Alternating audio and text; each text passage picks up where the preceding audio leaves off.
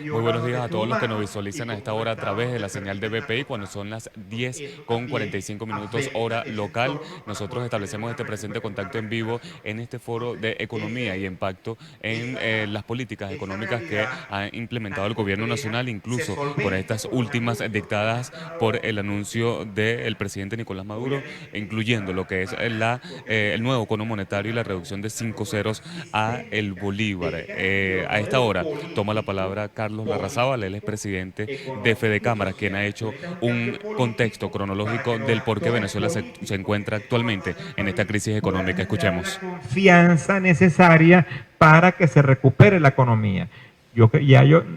Nosotros pensamos que ya con los actores políticos que están en el poder en los actuales momentos, cualquier cosa que se proponga va a ser de escasa probabilidad de éxito.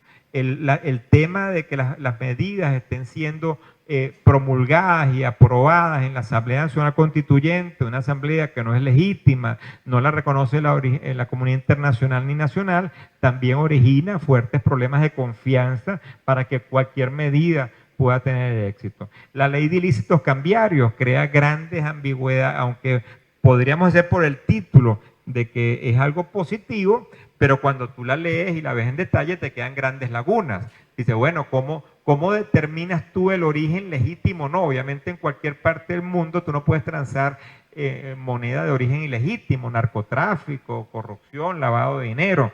Pero ¿cómo tú determinas a cualquier persona, a ustedes, que quiera venderle $20 a alguien? Y entonces vas a tener que irle a demostrar al gobierno que esos $20 tú los adquiriste de forma legítima. ¿Y cómo lo demuestra cada quien? O sea, y quizás te lo compraste a tu hermano, a tu vecino, antes, entonces lo compraste al mercado negro, entonces tú te vas a confesar ahora o sea, eso realmente es sumamente complejo. La exoneración de impuestos también es una panacea, lo que se ha anunciado. Eso tienes que pasar después por una licencia de importaciones para que un funcionario público, como era en años atrás, que fue una fuente de corrupción gigantesca, te permita darte un producto para que tú importes sin importar. ¿A quién le van a dar esas licencias de importación sin impuestos? ¿A cualquiera que vaya? ¿O a los más amiguitos? Porque no son mecanismos transparentes que vaya. Y también crea un problema de competencia desleal porque lo estás haciendo para productos usados y por una cantidad de productos que realmente, por cierto que la lista de aranceles todavía no está clara. El carnet de la patria, bueno, yo creo que es lamentable también esa noticia del carnet de la patria porque se sigue profundizando el control social por la vía de un mecanismo de discriminación profunda en la sociedad que hay que rechazarlo. Por eso, los anuncios, ya para ir terminando, los anuncios son medidas aisladas que no van al fondo de la problemática del problema, no se anuncian medidas para enfrentar el creciente déficit, el déficit fiscal, que es la causa fundamental de la hiperinflación, no se determina de reconocer la causa de la hiperinflación, el modelo económico y la pérdida de autonomía del Banco Central y la emisión descontrolada de dinero inorgánico, no se ataca el tema de la confianza. Yo creo que ya este gobierno no tiene ninguna posibilidad de poder crear confianza en el país. Las medidas siguen siendo improvisadas y aisladas, generan mucho más dudas que respuestas en la mayoría de los casos, y se sigue con una política de controles que solo genera y propicia mucha más corrupción de la que ya tenemos. Hay un factor que también es importante acotar, que es el que el reconocimiento por parte del presidente de la República en un par de oportunidades, el jueves pasado y el lunes de esta semana, que el modelo de empresas privadas fracasó y él mismo lo reconoció. Eso fracasó, pero lo que no dice es cómo va a corregir el problema. Expropiamos 1.500 empresas, se las vamos a devolver a sus accionistas legítimos que nunca cobraron nada por ellas. Sidetur, muchas de esas empresas que hoy están paralizadas, y sus trabajadores que aplaudieron esas expropiaciones hoy en día están en la miseria porque ni siquiera tienen contratos colectivos, ni siquiera tienen aumento de salario. Bueno, hay que ver cómo se corrige eso y entender que ese modelo que ha aplicado el Estado no debe ser únicamente el reconocimiento de que fracasó, sino cómo se toman las medidas para reconstruirlo. Bueno, Muchas gracias y me quedé en los 25 minutos exactos.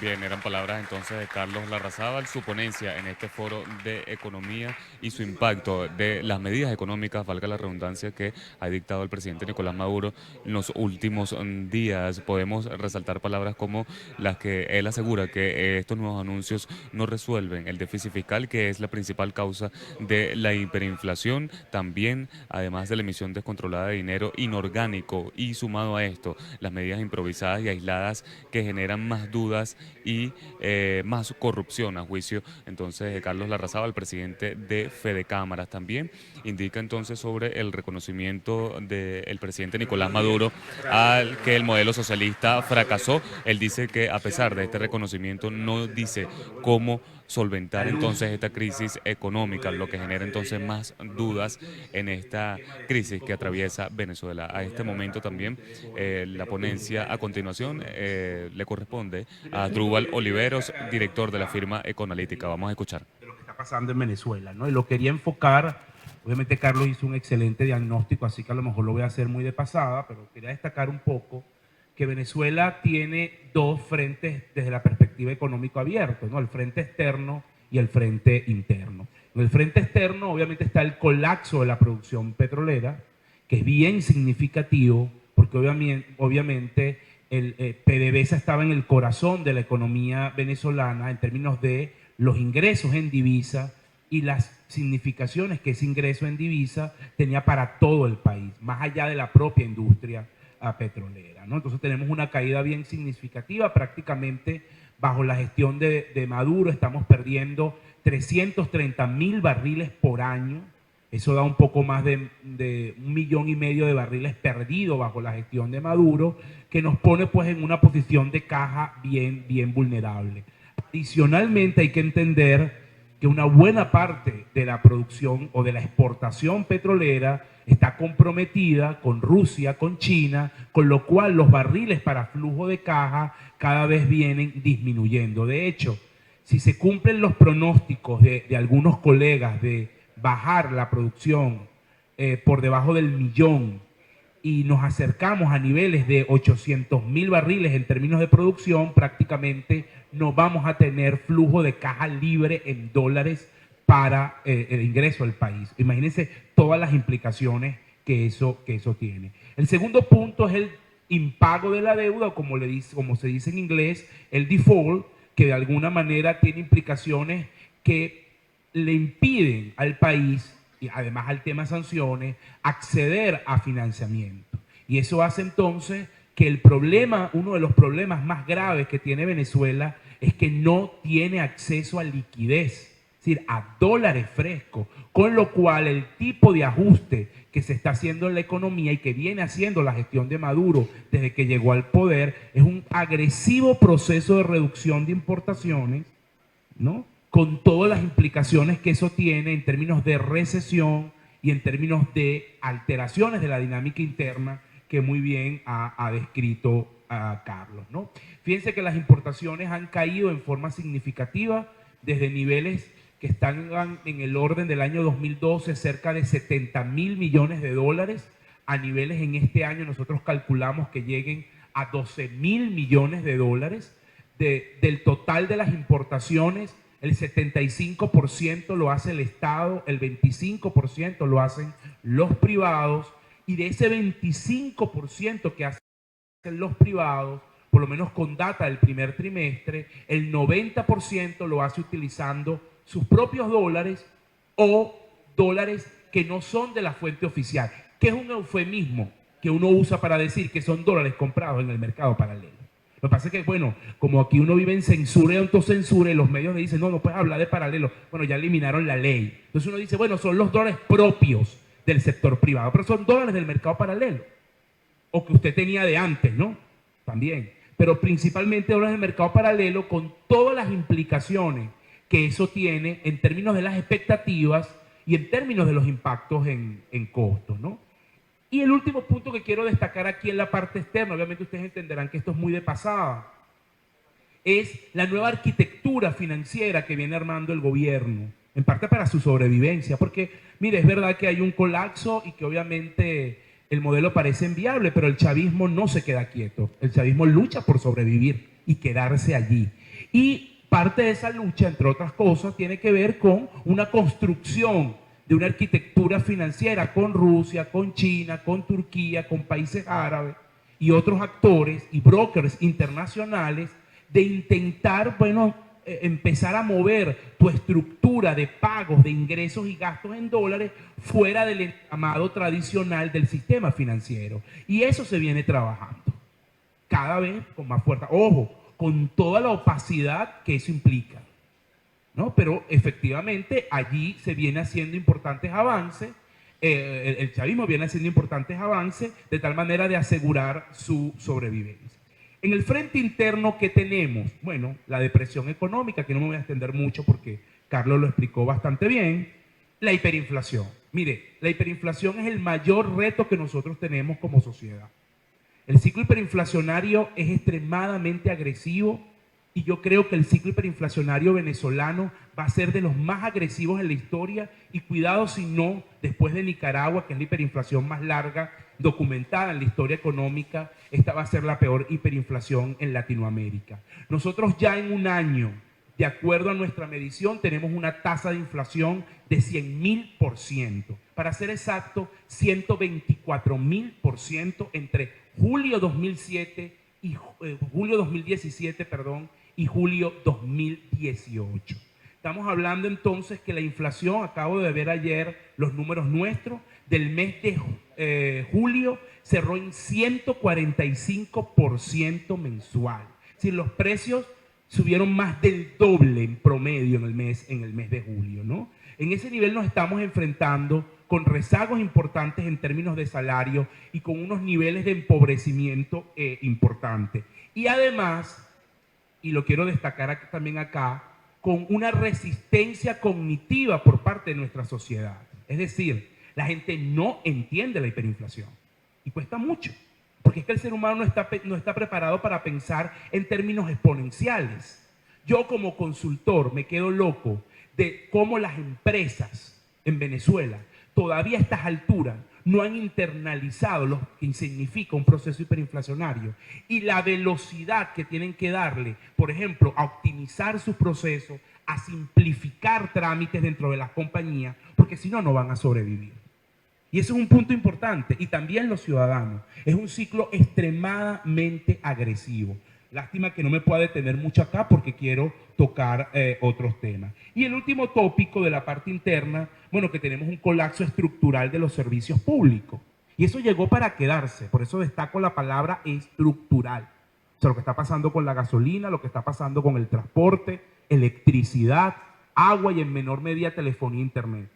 Y también ahí es parte del debate que tenemos como sociedad. No es la única causa, por supuesto, pero sí es un elemento importante. Está el tema de las tarifas. Estimado, ustedes como parte de la sociedad, usted no puede pretender que tengamos un buen internet, funcione bien el teléfono, funcione bien el metro, tengamos agua todos los días, con lo que estamos pagando de servicios públicos. Eso hace inviable cualquier esquema de servicio. No garantiza su viabilidad financiera. Entonces, ese es un tema importante que la sociedad también ha descuidado, porque en el esquema del todo regalado, bueno, el todo regalado implica servicios públicos de muy mala calidad. Entonces, ahí también hay un debate importante, sobre todo ahora que está en discusión un aumento del precio de la gasolina, ¿no? Ese es un punto clave que yo quiero destacar, no solamente por el tema de chavismo, porque siempre la gente me saca y me dice, bueno, es que se van a robar la plata. Para mí eso es más una excusa de no querer ver exactamente que tenemos que pagar por las cosas que usamos, ¿no? Porque eso aplica hoy al chavismo y mañana ¿qué diremos entonces cuando no sea el chavismo el que esté gobernando? Entonces, ese es el primer punto. Segundo punto es, la pregunta que yo me hago es, ¿qué busca Maduro? Y yo creo que en parte, el primer elemento importante allí, el presidente habla de un plan de estabilización de la economía. Bueno, yo creo que es al revés, o mejor dicho, no lo dice como es. Es un plan de estabilización de la coalición de poder. Porque el chavismo no es una unidad monolítica. El chavismo son grupos, muchas veces con intereses diversos. Y obviamente Maduro funciona como una especie de malabarista entre esos grupos. Y ahí lo que está haciendo es unos reacomodos importantes en términos del manejo de la poca renta que tiene, en términos de lo que implica la nueva arquitectura petrolera que está montando y por qué entonces el nuevo régimen cambiario, que está pensado principalmente para darle viabilidad al nuevo esquema petrolero que se está pensando y principalmente también para de alguna forma permitir que entren recursos, en este caso de China, ¿no? En segundo lugar, creo que también, esto no lo voy a tocar mucho porque es un tema más político que económico, creo que Maduro busca construir una oposición a su medida, claramente.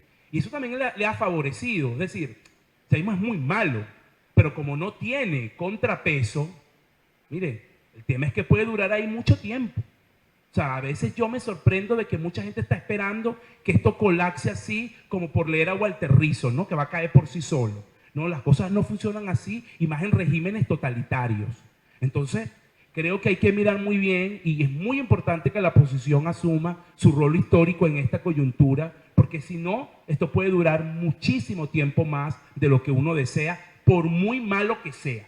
O sea, no tiene nada que ver con la calidad, ¿no? Sino con otras consideraciones. Ese paquete económico, coincido con Carlos, es de alcance limitado. Pero es que no está pensado para resolver los desequilibrios macroeconómicos. Mire, al chavismo, y me disculpan la expresión, le va de madre los equilibrios macroeconómicos. Porque es que la economía está supeditada a la permanencia en el poder. Entonces, el plan económico está pensado, como lo dije al principio, es para eso. Sus alcances obviamente son limitados. ¿Qué busca principalmente el gobierno al permitir que derogar la ley de ilícitos cambiarios? Número uno, que empresas petroleras tengan libertad de acción para poder de alguna manera mantener la operatividad y no caiga totalmente los elementos de producción, para que los recursos que puedan estar negociando con China y que puedan venir en los próximos meses, puedan las empresas chinas cambiar divisa sin las restricciones legales y las complicaciones legales que de alguna forma tenía la ley hoy. Ahora, ¿el sector privado se puede beneficiar de ese esquema? Sí. Es decir, y ahí yo tengo una leve diferencia con Carlos. Yo creo que porque prácticamente, mire, ya el sector privado operaba con el mercado paralelo. Y el sector privado asumía el riesgo, vamos a estar claros. Por eso es que hay productos en los supermercados. Ahora, tú eliminas la ley de ilícito. Y ojo, estamos claros todos que es que el gobierno se va a hacer la vista gorda. Pero eso le va a dar algo de operatividad al sector privado. Eso no quiere decir que va a bajar la inflación, que vamos a crecer. Pero por lo menos puede mantenerse el ritmo de importaciones del sector privado y no tenemos una crisis gravísima de abastecimiento y escasez. El problema será otro de si la gente puede comprar o no. Ese es otro tema. Pero aquí el tema es que prácticamente el gobierno le está diciendo al sector privado, mira chico, cambia tus dólares como te dé la gana, que yo no te voy a perseguir. Capaz que si te metes conmigo, con el gobierno, me invente una regla para perseguirte. Pero eso siempre ha sido así en estructuras totalitarias, ¿no? Eso no es nada nuevo. Pero eso es lo que te está diciendo. Compra y vende tus dólares a la tasa que tú quieras, con tus brokers, como lo has venido haciendo. Incluso yo no descarto, te permito que entre en tu estructura de costo, pero la verdad que yo no te puedo dar dólares porque el Estado no puede dar dólares. Y tú los consigues, ve a ver cómo los consigues. Y eso es una especie de sálvese quien pueda, ¿no? Eso es un poco lo que estamos viendo. Veo acá para ver el tiempo y no excederme, ¿no? Ah, tú me lo estás siguiendo, buenísimo. Entonces, bueno, ya nombré lo del acceso al financiamiento vía China, que eso está pendiente. Obviamente, China, la información que manejamos es que China está dispuesta a dar plata al gobierno, al sector petrolero principalmente, y al sector minero, por eso los megapoderes que tiene Tarek para Guayana, a cambio de, bueno, por ejemplo, un reacomodo en la arquitectura cambiaria. Y por eso en parte los cambios que ha ocurrido en materia cambiaria. Ahora, la plata de China va a permitir que el país supere sus problemas económicos. No, pero tampoco yo voy a mentirle. Pero la plata de China le puede dar oxígeno al gobierno por un tiempo. No nos vamos a caer a mentiras. Porque este es un gobierno que ha aprendido a vivir en la escasez. Es un gobierno que ha aprendido a vivir con poco. Es un gobierno que ya vive con 14, 15 mil millones de dólares por semestre que si usted me hubiese preguntado eso a mí hace 5 años, yo le hubiese dicho que eso era inviable.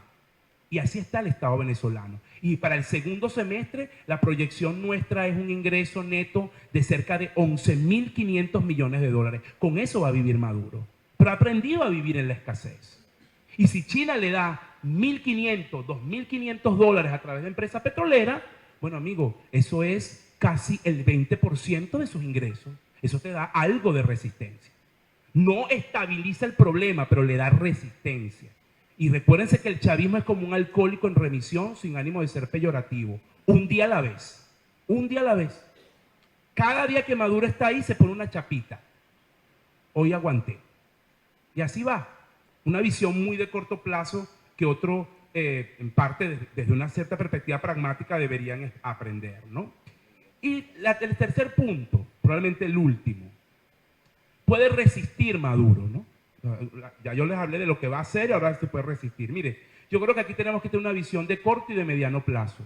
En el corto plazo, insisto, yo creo que le da algo de margen de resistencia, pero para mí, y por eso yo soy optimista siempre con Venezuela, es este modelo inviable. Es decir, en el largo plazo, tú no te puedes sostener indefinidamente con esto que estás haciendo. Ahora, ¿cuáles son los escenarios de salida frente a un modelo viable? Yo principalmente visualizo 3. 1, una transición desordenada, bueno, que es un cambio principalmente, unos reacomodos internos en la coalición que gobierna. En otras palabras, ahí va a haber una transición donde la oposición y los ciudadanos vamos a ser unos espectadores. Ese es mi escenario más probable. Es mi escenario más probable. Un segundo escenario es un pragmatismo obligado, pero que a mi juicio es tarde. Es decir, pragmatismo obligado es, bueno, Maduro dice, se ilumina y dice, sí, voy a hacer una gran cantidad de cambios. Pero yo creo que ya Maduro, mi percepción, no tiene la capacidad, ni desde el punto de vista de legitimidad, ni de capital político para hacer esos cambios de envergadura. Y el tercer escenario, que para mí es el más preocupante, es el de menor probabilidad, pero no tiene probabilidad cero, es lo que yo llamo una especie de Estado fallido. Y es un gobierno que aguanta, que hace sus reacomodos internos y que ya empieza a vivir de actividades que no son precisamente el petróleo. Y creo que todos me entienden acá, ¿no? Entonces, ¿qué les quiero decir con esto? Que en Venezuela va a haber cambio. Claro que va a haber cambio. La pregunta y lo que es difícil precisar es la naturaleza, la calidad y la dirección de ese cambio. Si nosotros seguimos teniendo la situación política que tenemos con nuestra oposición, ese cambio lo va a controlar el chavismo. Y va a ser un cambio pensado para garantizar su permanencia en el poder aún mutando. Entonces, ese también es el reto que tenemos los demócratas frente a eso que está ocurriendo, que es una oportunidad histórica que tenemos y que se llama hiperinflación. No sé cuánto ya me queda.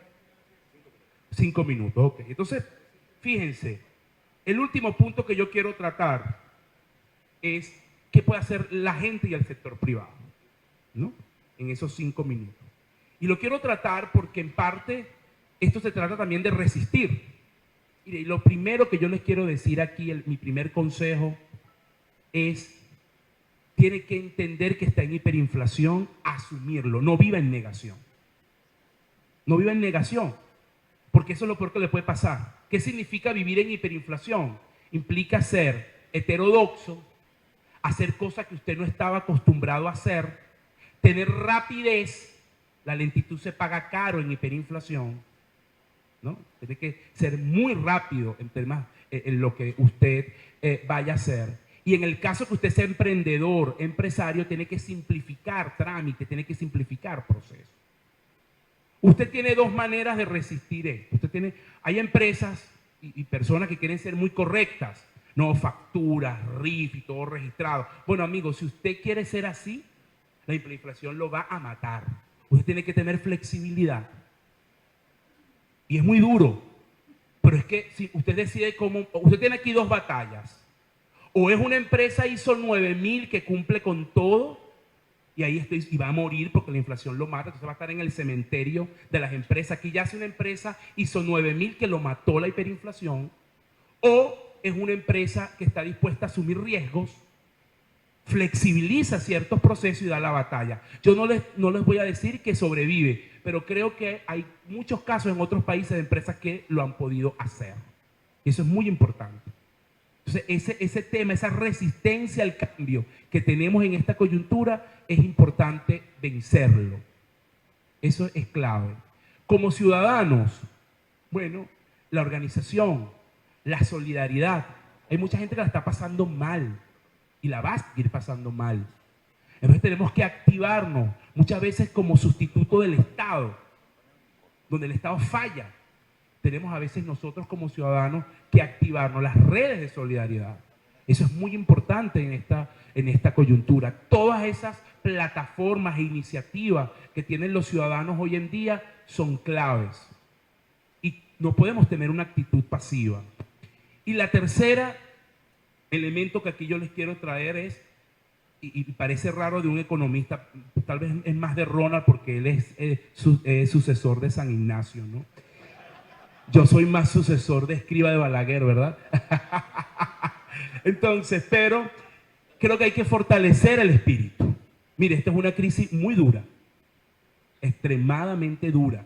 Si usted no cultiva su alma desde lo que yo llamo la construcción de la burbuja de cada uno, que es la burbuja de cada uno, todas las cosas que te hacen feliz, tu familia, tus amigos, tus placeres, tus creencias, esto se lo lleva por el medio, porque es demasiado difícil, porque las hiperinflaciones implican unas estructuras de quiebre social nunca vistas en las sociedades. Las sociedades no son las mismas después de una hiperinflación. Y eso es muy importante entenderlo. Cierro con un tema clave. Mire, no hay hiperinflación eterna. Toda hiperinflación tiene fecha de caducidad. Todas terminan. Terminan de dos formas. O cambia el responsable de la hiper, o cambian las políticas que generan la hiper. De las dos formas terminan. Entonces, Venezuela se enfrenta a ese dilema. ¿Cuál es el riesgo que nosotros tenemos si como sociedad democrática y opositora seguimos en la pasividad y en nuestros conflictos internos, que la salida de la hiper sea más la segunda que la primera? Es decir, que sea más una mutación interna del chavismo hacia estructuras más pragmáticas de sobrevivencia y no un cambio de los actores responsables de la hiper. Ese es el dilema que tenemos enfrente como sociedad. Muchas gracias. Bien, palabras entonces de Asdrúbal Oliveros, él es director de la firma Ecoanalítica y quien ha expuesto entonces de alguna forma lo que ha sido este proceso inflacionario que atraviesa el país y apoyando lo que es la ponencia del primer participante en este foro de economía y los impactos de las medidas realizadas por el gobierno nacional, sobre todo en las últimas semanas. Las primeras palabras pertenecían a Carlos Larrazábal, presidente de Fedecámaras. Ya entonces Asdrúbal Oliveros bien indicaba que este modelo económico que mantiene el gobierno nacional, a pesar de estas últimas medidas que ha dictado, es un modelo inviable. Podemos resaltar esas palabras principales, indicando entonces que este modelo, incluso esta última decisión de derogar la ley de ilícitos cambiarios, es una derogación que genera más dudas que claridad en la información y que pretende simplemente de alguna forma establecer un mecanismo paralelo de negociación entre Venezuela y países como Rusia y China para lo que es el manejo de dólares y la transacción con divisas sin necesidad de caer en la ilegalidad. Nosotros estaremos muy atentos a lo que continúe ocurriendo en este foro de economía que se lleva a cabo en Caracas, Venezuela. Reportó para BPI TV, Joan Álvarez. Esta transmisión es una presentación de Salvador Peluquería. Visítanos en Maracaibo, Ciudad Ojeda, Acarigua, Santa Bárbara del Zulia, Paraguaná, Panamá, República Dominicana, Miami, Curazao y próximamente en Italia. Only for Men. Centro San Ignacio, nivel Blandín, Caracas. K-Export. Envíos de carga aérea y marítima. Deja todo en nuestras manos. Estamos ubicados en la 8200 Noroeste, 30 Terras, Doral, Miami. Tranquility at Doral, Salón and Spa. Estamos ubicados en la 9566 Northwest, calle 41 del Doral, Miami.